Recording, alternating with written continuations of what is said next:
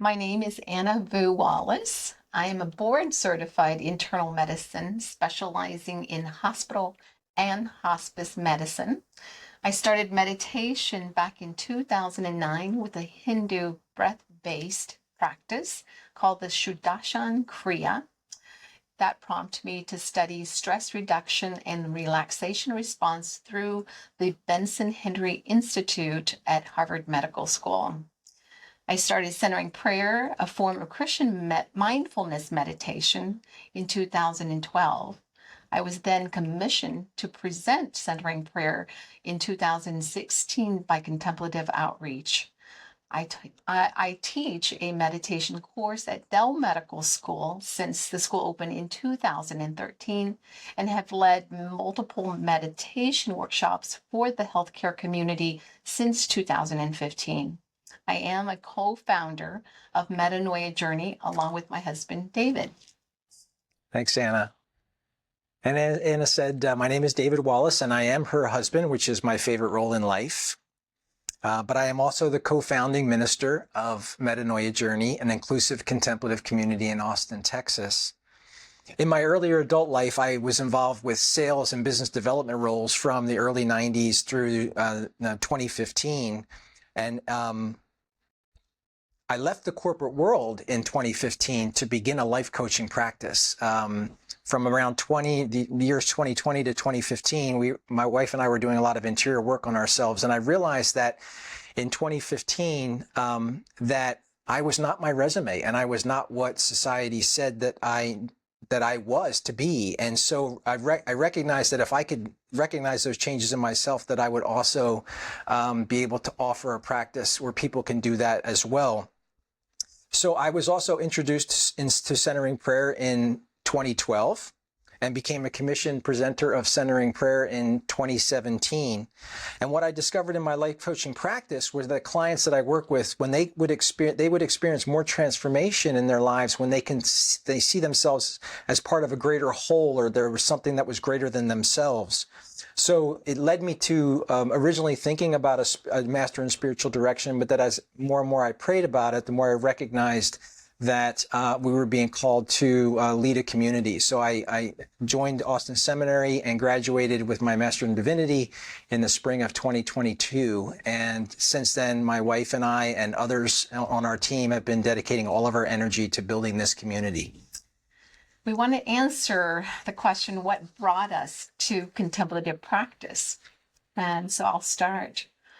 I was raised Catholic, but left the church at the age of 19. Christianity back then didn't make sense to me at all. I felt that no one was really able to answer questions that had validity. There was also an air of exclusivity, division, and even spiritual eliteness that drove me away. When I started medical school, any spirituality I had was wiped away. I didn't think I needed spirituality nor God at that time. I felt like I was just fine on my own. And then one day, the man in my life, the one that I had loved so much, died by suicide. I remember the horrific physical and emotional pain that followed. I didn't realize grief was so physically painful.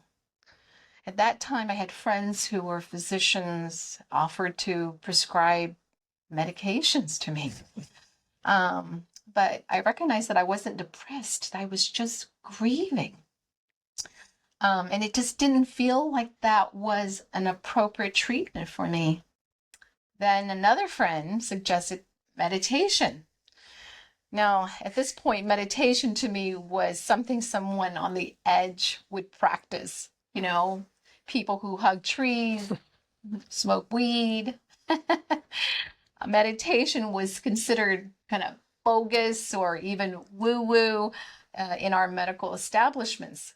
However, there was one fact: it has no side effect. So reluctantly, I tried it. I remember the day the pain left. The pain lifted. Something worked. and I couldn't explain it. Eventually, joy seeped back in.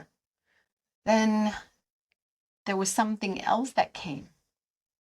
I had an unexplainable desire to search for what that something is.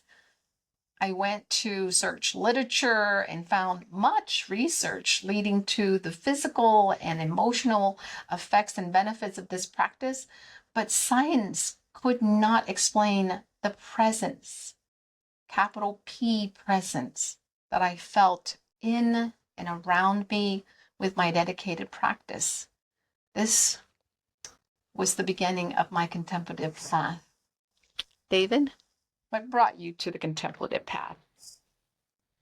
Well, like Anna, I was raised in the Roman Catholic faith tradition and even attended parochial school from the first grade all the way through high school. And for me, the religion of Catholicism was about order and obeying. It was about memorizing prayers that I could recite and keeping the 10 Commandments. God, in the way that I was raised, was up in the sky, keeping score. I experienced numerous events in my Catholic upbringing that didn't seem loving or inclusive. One example I wanted to share was being in my second grade religion class, and the rector, who's the lead priest in a Catholic parish, came into our religion class one day to answer questions. And he was an imposing, older, tall gentleman, and we were all scared to death. And he was taking questions, and I mustered the courage enough to ask this priest a question. And I said, "Father, my best friend across the street is Jewish, and I know we're taught that Jewish people don't believe that Jesus was the Son of God. Will he go to heaven too?" And this imposing man sort of leaned forward in his chair, and he said to me, "Son, be glad you're with the right group." And I was like, "What? Like, are you kidding me?" I even knew at that young age that it didn't seem right. It didn't seem loving. There had to be more to it than that. There was no feeling of God's love inside of me.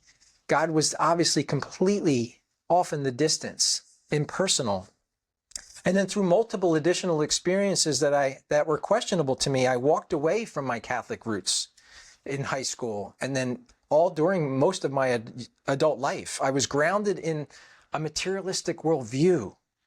But I had no interior spirituality. There was no sense that there was something more.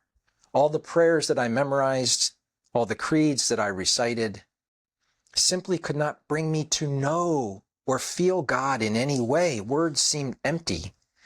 So Anna and I met in the summer of 2011, and I knew something then for sure, that I was in a world of things and titles and reactions to life events and arrogance and entitlement. The universe helped to bring that illusion, or maybe it was a delusion, to an end.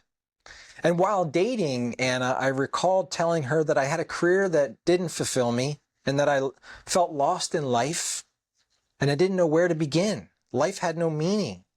I wished for a relationship with God, although I had no idea what that meant or even how to begin.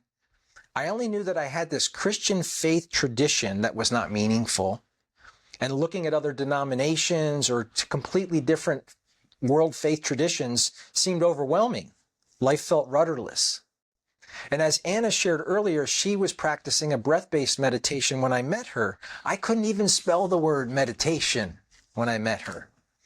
A former classmate of mine from business graduate school and I met for breakfast one day, and I was telling her about this woman that I had met. And I was telling her that she practiced meditation. And my friend mentioned that there was this contemplative Christian community. And I said, "A what? Like what?" And she said, "Yes, they are Christian and they practice a form of Christian meditation." So my wife and I agreed to certainly check it out. And we were amazed that there was a possibility of an interior, intimate relationship with the divine through contemplative practices, one of which was centering prayer meditation.